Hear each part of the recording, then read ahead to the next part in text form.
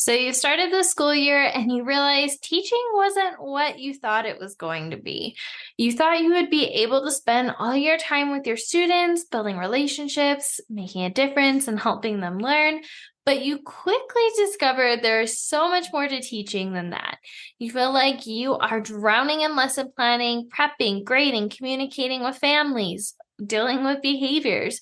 There's so much work to do and such little time to get it done. If this sounds like you, then you're in the right place because today we're going to be talking about the top 5 mistakes teachers make if they're feeling behind as a teacher. So let's go ahead and dive in.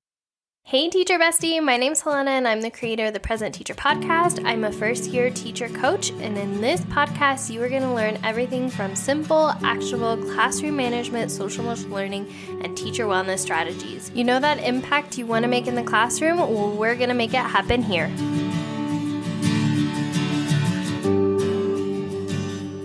The first common mistake a lot of teachers make when it comes to feeling behind as a teacher is they're not setting working hours. This is a very common mistake I see when teachers are working themselves to the ground and they're working over the weekend and during the school day and after even late into the night. So you're coming in early, you're staying in late, you're working on the weekends, and you're wondering if it's always going to be this way. You feel guilty that you're missing so much of your life, but you also know that this is how it's supposed to be when you're first teaching. Well, here's the thing. It doesn't have to be that way. I know this because I've been there. I was that teacher who stayed late and went early and was constantly working. I was that teacher who ate, slept, and breathed my job, and I missed so much of my life outside of work.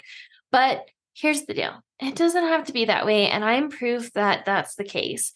You see, you can set office hours and be so consistent with your boundaries that you can go after your passions. You can enjoy life outside of teaching. You can do things like painting, drawing, hiking, or dare I say, create an entire business helping other teachers just like I did. What I'm here to say is if it's possible for me, it's possible for you too. So here's what to do instead. Set office hours. Coming in early, staying in late, you don't have to do that unless you want to. So here right now, decide what hours you're going to work. Comment it below or DM me what hours you're going to work to help keep you accountable. And don't worry about getting all the things done. I'm going to be sharing about that in an upcoming mistake, so keep listening to find out more. The second mistake a lot of teachers make is they're not taking care of themselves. So I'm not going to try to get into too much emotion here, but too often I see new teachers work themselves to the ground. They're not going out on the weekends, they're not taking care of themselves, and their mental and emotional health suffers from it. And how do I know this? Well, I was there too. My first year of teaching, I was diagnosed with depression and anxiety. I took medication and it didn't end up working for me, so I relied on therapy and other tools. You see, I felt guilty anytime I stopped working because I felt like other people were relying on me, and any time I spent on myself was time wasted. I felt mentally drained and emotionally exhausted, and I ended up doing nothing for myself until I had my done moment. You see, after going on like this for over a year, I just realized I couldn't do it anymore. I couldn't continue living this way long term. So I started going to therapy and I learned how I could take care of me and, dare I say, like myself and be a great teacher at the same time. And along the way, I found the more time I spent on myself, liking myself, being a friend of myself, the closer I was to becoming that teacher I knew I wanted to be from the get-go.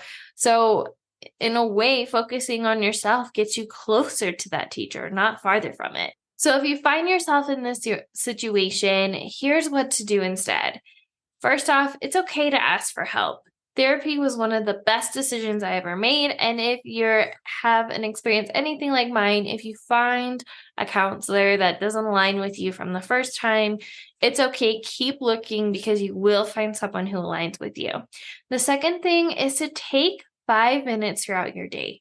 5 minutes to yourself every day. This could be something like walking, hiking, listening to music, drawing, cross-stitching, reading, whatever it is, but choose something that's for you every day for 5 minutes. The third thing I recommend doing is to show up for yourself. Have daily check-ins. I like to check in with my kids, and I learned to do this with myself.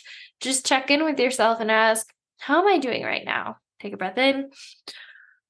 How am I really doing right now? What do I need right now? And then once you feel an answer come up, do that thing if possible. So if you feel like I need water right now to feel safe, secure, and happy, then get yourself some water. I need 5 minutes of silence. Find some time to find 5 minutes of silence, even if you have a ton of work to do. Showing up for yourself in these small ways are going to make a massive impact on how your day goes and how your overall health is. The third mistake I see a lot of teachers make is they have long to-do lists. You see, the third mistake I see a lot of teachers make when they feel behind is that they have these long to-do lists that they're never going to complete. They might have a must and may do side, but no matter if you skip lunch, work on long hours after work, or if you get it done over the weekend, it still feels like you can never get your to-do list done. That's because you have too much to do on your to-do list. So before you close this out, hold on, hear me out. You see, I didn't learn this until I started my business, but there's a way to get everything done without having a long to-do list, and that's through batching.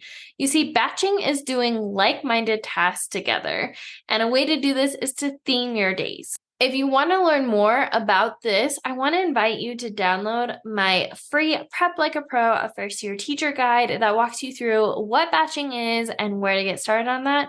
Also, make sure to like and subscribe because in an upcoming day, I'm going to be talking more in depth about what batching is and how you can do it. But for example, one of my clients was a chronic stay later. She was a new teacher in her first 5 years of teaching. She was an elementary teacher and she was always staying late. I walked her through how to leave work on time through batching and theming her days. And what happened was remarkable.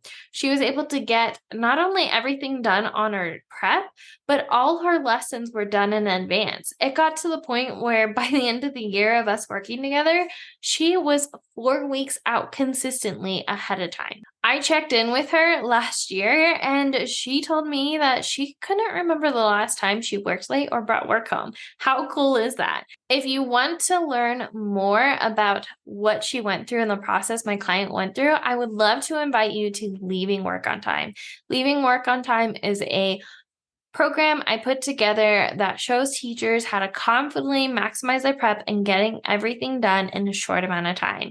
No more late weekends, no more late weeknights, no more staying up late trying to get everything done. Everything's done during the school day so you can enjoy your life inside and out of the classroom. And if you want to learn more, with your permission, I would love to invite you to learn more inside our free Ready, Set, Prep, a 3-day challenge for new teachers. This is a 3-day challenge that walks you through what you need to know to leave work on time consistently without working yourself to the ground, to focus on the right things instead of doing all the things.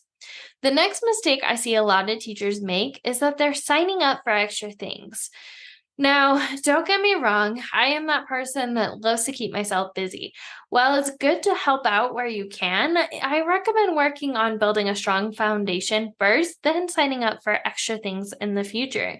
And if you've already started volunteering for things, ask yourself right now, is this something I want to continue next year? Is it something I can let go of and just do the best with what you can for right now? But I highly recommend focusing on getting your systems in place during your first couple years of teaching so you're not feeling overwhelmed.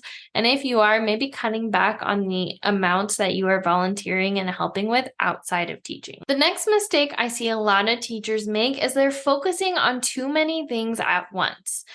And this relates to the to-do list I mentioned earlier, but teachers focus on too much and then become overwhelmed with what they have to do. And here's what to do instead. Focus on one system at a time. I talk more about this inside the Thriving Teacher Framework, which we cover in depth inside my community, the Present Teacher Circle. But essentially, you want to focus on one system at a time and get really good at it, automate it, make it natural and a habit, and then move on to the next thing.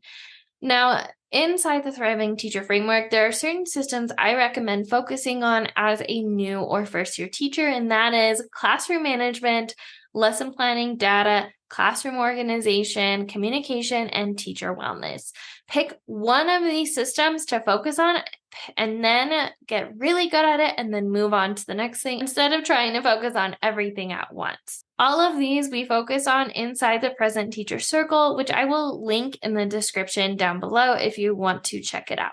At the end of the day, there are several mistakes teachers make when they start to feel behind, which includes not setting work hours, not taking care of themselves, long to-do lists, signing up for too many extra things or volunteering, and also trying to do too many things and be good at too many things at once. If you are at that done moment, I'm absolutely done, and you're ready to dive deeper into leaving work on time consistently, I want to invite you, with your permission, to join us inside the Ready, Set, Prep, a 3-day challenge for new teachers, where I walk you through how to consistently leave work on time by maximizing your prep. And if you feel like throughout the challenge, you like what you see, you learned a lot, and you want to continue learning from me, I will then invite you to join us inside the program, Leaving Work on Time, where I will show you how to set up these systems that I talked about inside the Thriving Teacher Framework to make sure that you are not working on the weekends or late into the afternoons and you are enjoying your first couple of years of teaching. As always, remember that we are stronger together, and I will see you in the next one, Teacher Bestie. Bye! Thank you so much for joining me on today's episode. I hope that you were able to take away some value that will help you thrive inside and out of the classroom. It would mean the world to me if you could take 5 seconds right now and leave a review on this podcast. And if you found this podcast especially helpful, make sure to take a screenshot of this episode right now and tag me on your socials to let me know you're listening. As always, remember that we are stronger together. With all the love in the world, Helena, aka the Present Teacher. See you next time, Teacher Bestie.